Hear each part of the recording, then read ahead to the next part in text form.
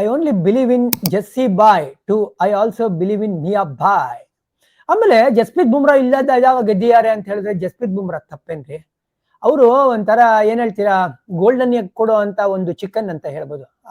ಹಂಗಂತ ನೀವು ಆ ಚಿಕನ್ ಇವಾಗಲೇ ಬಗದ್ಬಿಟ್ಟು ಎಲ್ಲ ಒಟ್ಟಿಗೆ ತಗೊಂಡ್ಬಿಡ್ತೀನಿ ಅಂತ ಹೇಳಿದ್ರೆ ನೋಡಿ, ಅವ್ರ ಆಕ್ಷನ್ ಒಂದ್ ಸ್ವಲ್ಪ ವಿಚಿತ್ರವಾಗಿರೋದ್ರಿಂದ ಅವ್ರ ಬಾಡಿ ಮೇಲೆ ತುಂಬಾ ಸ್ಟ್ರೈನ್ ಆಗುತ್ತೆ. ಸಿರಾಜ್ಗೆ ಆ ತರ ಆಗೋದಿಲ್ಲ. ಕಾರಣ ಏನಂದ್ರೆ ಸ್ಮೂತ್ ಆಗಿರುವಂತ ಒಂದು ಆಕ್ಷನ್, ಎಲ್ಲ ಅಲೈನ್ ಆಗಿದೆ ಬಾಡಿ. ನೀವು ಅದೇ ಜಸ್ಪ್ರೀತ್ ಬುಮ್ರಾ ನೋಡಿದ್ರೆ ಹಿಂಗೆ ಬಾಲ್ ಇರುತ್ತೆ, ಹೌದಾ? ಹಾಗಾಗಿ ಅವರ ಬ್ಯಾಕ್ ಮೇಲೆ ಜಾಸ್ತಿ ಸ್ಟ್ರೆಸ್ ಆಗುತ್ತೆ. ಒಂದ್ಸತಿ ಇಂಜುರಿ ಆದ್ಮೇಲೆ ಏನ್ ಗೊತ್ತಾ, ತುಂಬಾ ಪ್ರೊಟೆಕ್ಟಿವ್ ಆಗಿ ಹೋಗ್ತಾರೆ ಒಬ್ಬ ಬೌಲರ್. ಅದನ್ನ ಪುಷ್ ಮಾಡಕ್ ಯೋಚನೆ ಮಾಡಲ್ಲ. ಇಂಜುರಿ ಆಗದೆ ಇರೋಂಗೆ ಯಾವ ವರಿನೂ ಇಲ್ಲ. ಅದಕ್ಕೋಸ್ಕರ ಜಸ್ಪ್ರೀತ್ ಬುಮ್ರಾನು ಗ್ರೇಟ್ ಎಫರ್ಟ್, ಅವ್ರನ್ನ ಮರೆಯಕ್ಕಾಗಲ್ಲ.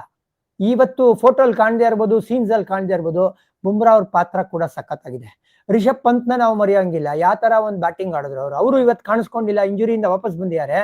ಅವ್ರಿಗೂ ಸೆಲ್ಯೂಟ್ ಹೊಡಿಲಿ ನೀವು.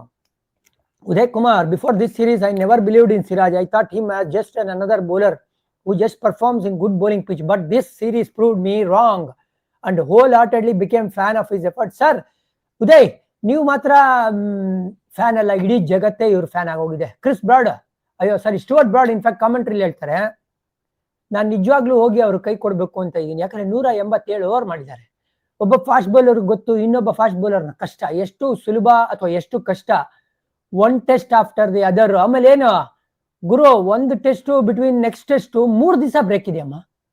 ಅಷ್ಟರಲ್ಲಿ ನೀನ್ ಕಂಪ್ಲೀಟ್ಲಿ ಫಿಟ್ ಆಗಬೇಕು, ಪೇಸ್ ಅಲ್ಲಿ ಕಾಂಪ್ರಮೈಸ್ ಮಾಡಂಗಿಲ್ಲ. 5th ಡೇ ಲಾಸ್ಟ್ ಸ್ಪೆಲ್ 146 ಅಲ್ಲಿ ಆಗ್ತಾ ಇದೆ. ಪ್ರಾಬಬ್ಲಿ ಇಡೀ ಸೀರೀಸ್ ಅಲ್ಲೇ ಅವ್ರದ್ದು ಫಾಸ್ಟೆಸ್ಟ್ ಡೆಲಿವರಿ 166.1 ಆಗಿದ್ರೆ ನನ್ಗೆ ಆಶ್ಚರ್ಯ ಅಂತೂ ಇಲ್ಲ. ಅಂದ್ರೆ ಆತರ ಒಂದು ಪ್ಯಾಷನ್ ನ ತೋರಿಸ್ಯಾರ. ಅದಕ್ಕೆ ಸಿರಾಜ್ ಗ್ರೇಟ್ ಎಫರ್ಟ್. ಅದು ಏನ್ರಿ, ಬುಮ್ರಾ ಇಲ್ಲೇ ಇದ್ದಾಗ ಆ ಲೀಡರ್ಶಿಪ್ ರೋಲ್ ನ ತಗೊಂಡಿದ್ದು, ಲೀಡರ್ ಆಗಿ leading from the front Siraj.